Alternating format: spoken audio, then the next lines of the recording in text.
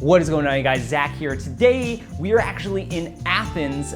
It is crazy. I've had the amazing opportunity to do some travel videos for my buddy Zark for his YouTube channel Zark Life. You guys can check it out in the description below. So I've been documenting this whole travel experience, and we've been going throughout Europe doing some really great stuff. This year I've really tried taking my hand at doing travel videos and trying to capture it the best way possible. And one of the things that I struggled with getting into doing travel videos was trying to capture the vibe and essence of where I've been the best way possible. It's a really fine line to play on because obviously you don't want to be filming the whole time and kind of ruining your experience, but you want to try and take your video back home and show your family and friends and go, look at what I did, without boring them. So there's a couple rules and couple steps I want to talk to you guys about. Plus I'm going to show you into my kit what I've been using this past couple days on our trip and what you guys should use for your trip depending on budget, backpack size, and all that fun stuff. So before we begin, I'm gonna talk about the 3 rules that I always follow, whether it's shooting or editing, when creating any sort of travel video. The first thing to keep in mind is capture the landscape properly. Now, this seems like a pretty easy one, but when you travel, you might see like a cool texture on a wall and shoot a close-up of that, which is great.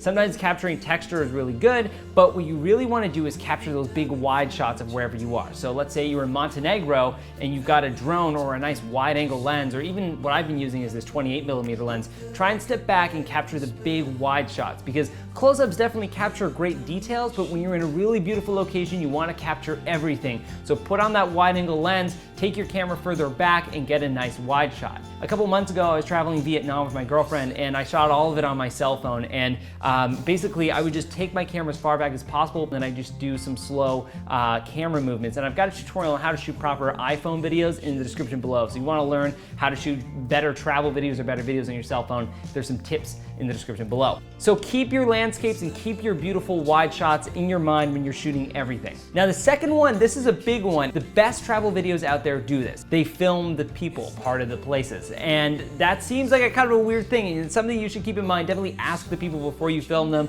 or at least be really far away and don't get up in their face. But capturing the people who live within the country that you're visiting is like the best way to encapsulate that experience. People define where you are, and they definitely carry the energy that you want to emulate within your visual. So I'd say try and film the people best. Maybe they're working on something, or they're at a market, or even just like a nice profile shot, camera pushing into them. The third thing that's beaten to death all the time, but it's something that has to be told and said, is that always keep a story in mind. Now it does not have to be a big story. It doesn't have to be like, oh, it's this epic romance that's happening. No, it can be something really basic. Maybe it's going to the store, or even more basic, I'm leaving my apartment. Whatever it is, have some sort of structure, because when you show it to your friends, you want them to be engaged the entire time. And that's just like the bare bones, beginning, middle, and end. Don't start with the beginning, then go to the next day, and then come back to today.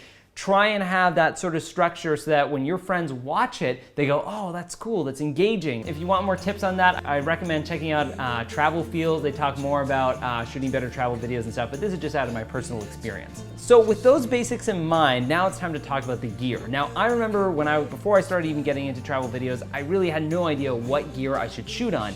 And even now, it's a bit of a struggle before I go anywhere. What should I bring? And this trip, I've been really fortunate enough. I've had a lot of toys to play with, and I've been able to capture really great stuff. But I've also done travel videos shooting on a GoPro and an iPhone, and got equally as engaging stories because I was able to follow those 3 steps. So I'm gonna talk about the gear you should bring on a low budget and the gear you should bring on a higher budget. On a lower scale, make sure you just have a cell phone or a point and shoot camera and follow just basically those 3 rules of filming any sort of travel video, and you should have something that's relatively interesting. So you got a little bit of money, or maybe you do have a bit of gear and you're trying to figure out what stuff to bring. Well, here's the gear that's in my backpack.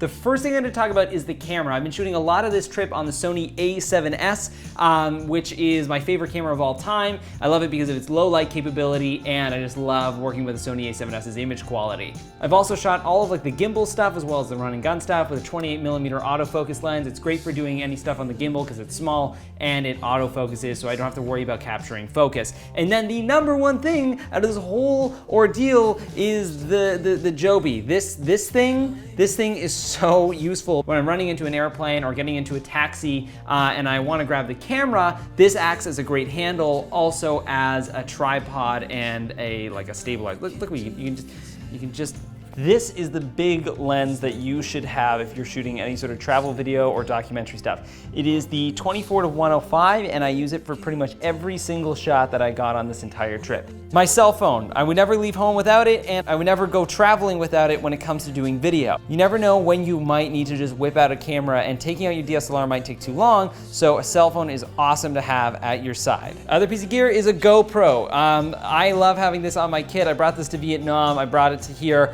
and I think I will bring it with every single traveling thing. It fits in your pocket, and it's great to do any sort of action stuff. It's also amazing for anything underwater. Okay, so time to take you into my bag here. So here's what we got. We have the Zoom H4n, which I've been carrying around with me this entire time because it's good for doing like little monologues.